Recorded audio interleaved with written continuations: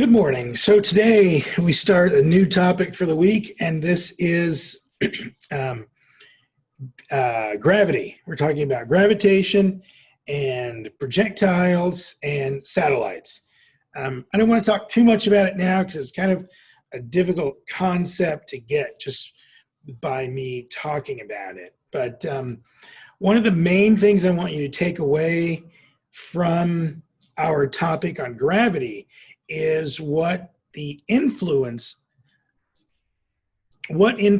gravity the most. If we look at the formula for universal gravitation, the force of gravity is equal to the masses of the two objects multiplied together, and you divide that by the square of the distances between their centers. And then for universal gravitation, you will multiply that by the gravitational constant, 6.67 times 10 to the negative 11.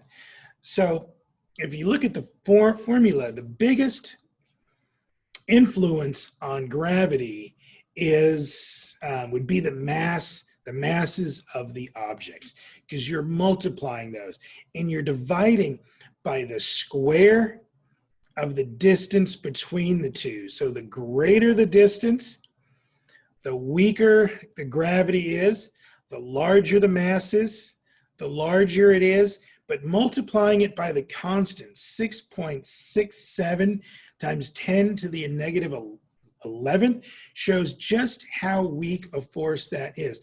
Now, constant is the force of gravity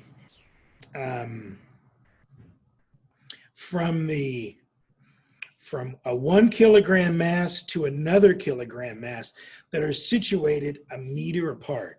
And that gravity is 6.67 times 10 to the negative 11.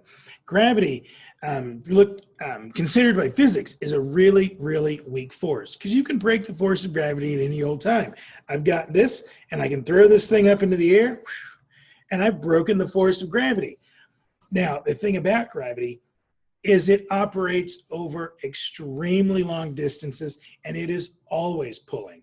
So eventually, once your energy runs out, it's going to continue pulling and pull things back, which is why you can't jump from the Earth and continue and jump into outer space. But if you look how far away our planets are, way out in the far reaches of the solar system, the gravity of the sun is still holding them in place. So that works over great distances.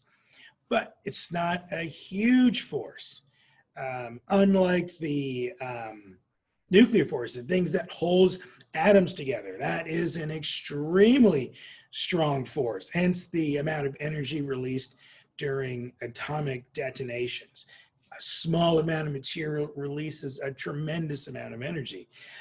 Magnetism is considered a very, very strong force, and we will get to magnetism probably next week.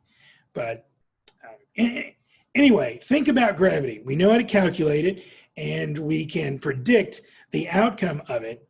The tough thing is figuring out how it works.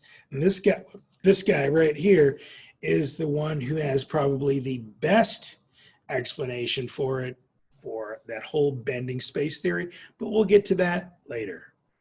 Gravity, it's still working. There we go. All right, I'll see you in class.